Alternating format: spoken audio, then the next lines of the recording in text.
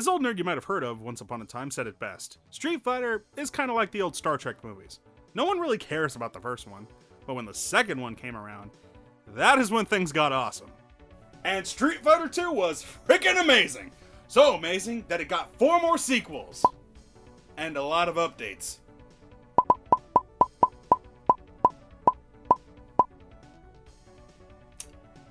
Well, let's take you back to 1993, before things got out of hand. The first updates for Street Fighter 2 was Champion Edition, which was ported to the Sega Genesis, and Turbo Hyper Fighting, which was ported to the Super Nintendo. First, let's take a look at Street Fighter 2 Turbo for the SNES. Street Fighter 2 stands out in a couple of distinct ways. First, naturally, is its cast. Even if you are not big into the fighting game scene, you know the names. Ryu, Ken, Guile, just to name a few. All 8 of the original World Warriors return with styles of combat that range the gambit. Ryu and Ken feature their iconic fighting style filled with dragon punches and hurricane kicks. You have the heavy hitters, Zangief and E Honda. Guile has his sonic booms and music that goes with everything. Blanca possesses a unique mixture of size and speed. And of course, there is the lone female of the game, Chun-Li. Madame Thunderthighs dominates with her speed and high jumping ability. And then there is Dhalsim, you know, the one nobody plays as. Along with them, this update will also allow players to choose the 4 original boss characters: Balrog, Vega, Sagat, and Bison.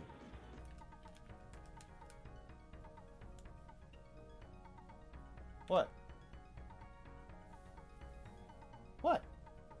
Never mind. The second standout aspect of this game is the fighting. Street Fighter 2 utilizes a 6-button configuration with 2 weak attacks, 2 medium attacks, and 2 fierce attacks.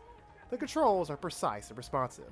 Along with the punches, kicks, and jumps, the characters have a handful of special moves. Now, most, not all, but most, had a fairly identical button scheme to it. Down circle forward, down circle back, hold back forward, etc., with the proper weak, medium, or fierce button push to adjust the impact.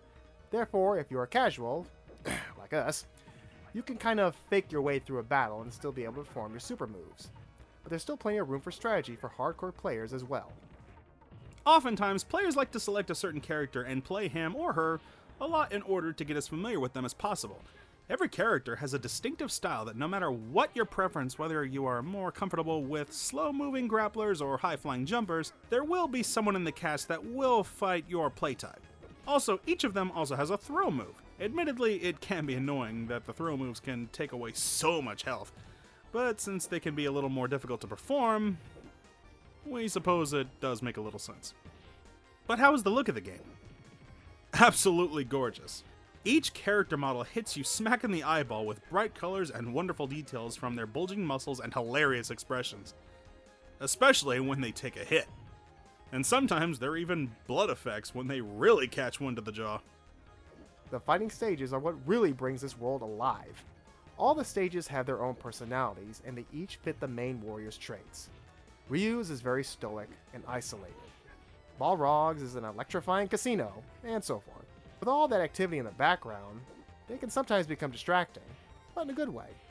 You know, while making this review, we have to admit that this is the first time we noticed that snake just hanging out in the tree in Blanca's stage. This must be the best part of his day. Speaking of the graphics, just before each fight, we get these nifty portraits of the warriors before they go into battle. And then after the fight, we get to see how jacked up the loser got. Damn! This makes us feel kind of bad for them. Zangief's seen better days.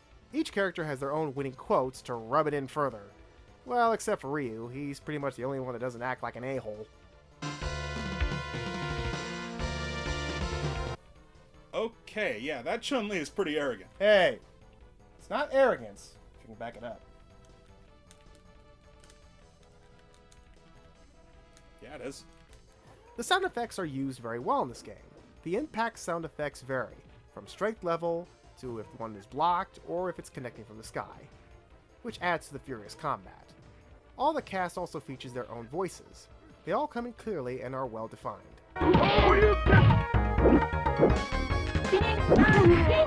Rounding out the sound package is of course the memorable music.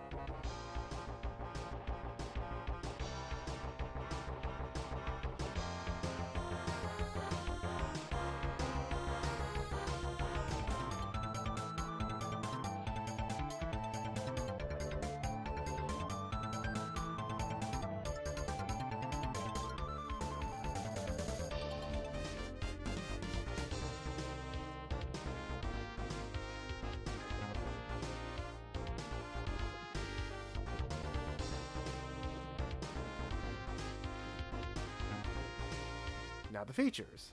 In the options menu, you can adjust the difficulty, time limit, button configuration, stereo, and do music and special effects tests. You can play in game mode or versus mode. In game mode, you can choose your world warrior and fight through the others, even yourself, before facing off against M. Bison.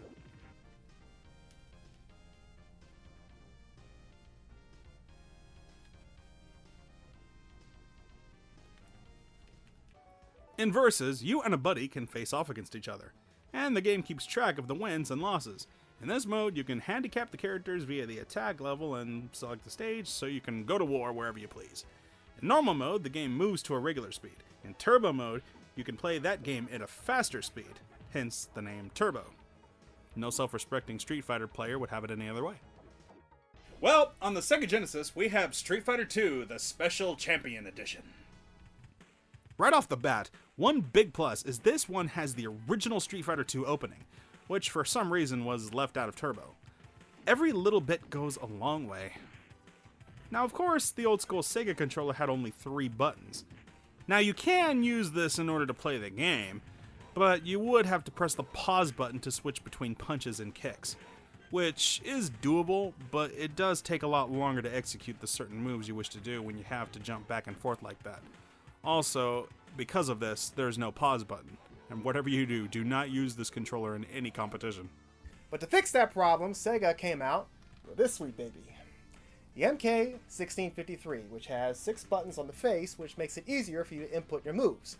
Also, extra bonus, there's a pause button. With this, the controllers work as responsive and fluent as the Super Nintendo counterpart. As typical, the Sega Genesis graphics have a slightly darker tinge to it, but maintains the detailed look the series is known for. And the backgrounds are also... Is that girl giving that guy a hand job?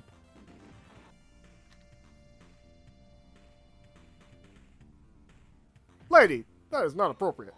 At least not in public, my god! Funny, that wasn't in the Super Nintendo stage. I'll just leave that hanging there. I mean, the sound effects have a slightly bit more crushed sound bit to it, as do the voices. However, they do sound a bit more detailed, like the knockout screams. In the continue screen, the portraits have more animation, making it a bit more lively. In both versions, you can choose between 2 different color outfits based on which button you use to select your fighter. The music overall still retains the familiar flair.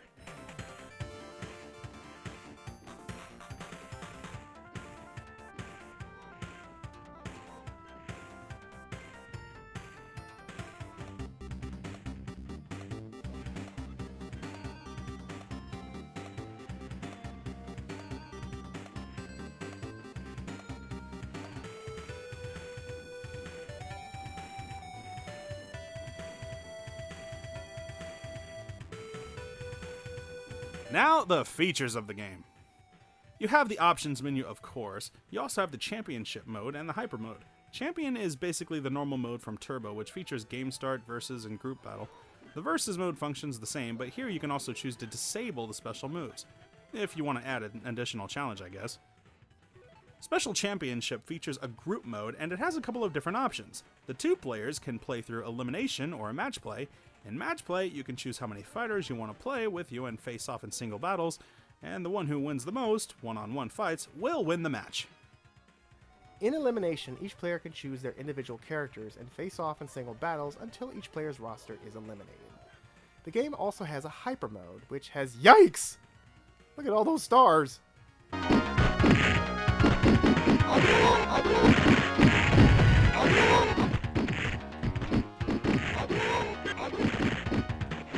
Look at this! Hyper is one thing, but this is anarchy! So you can see, Special Champion Edition has more features. So with that... Hold it! It turns out that Turbo has these features too. Really? Where? Yeah, you just have to enter cheat codes in order to access it. Except for the group battle. Unfortunately, that one is not in this game at all.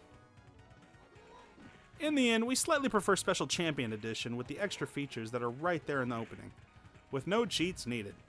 But both games are a lot of fun. More than 20 years later, they are still great to play, especially with the PAL. Local co-op, kids, look it up. It was quite the concept.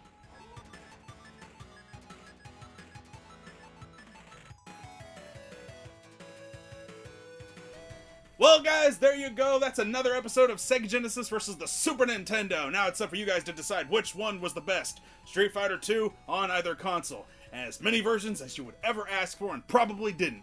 So, until next time, I'm William Morris. I'm Eugene Morris.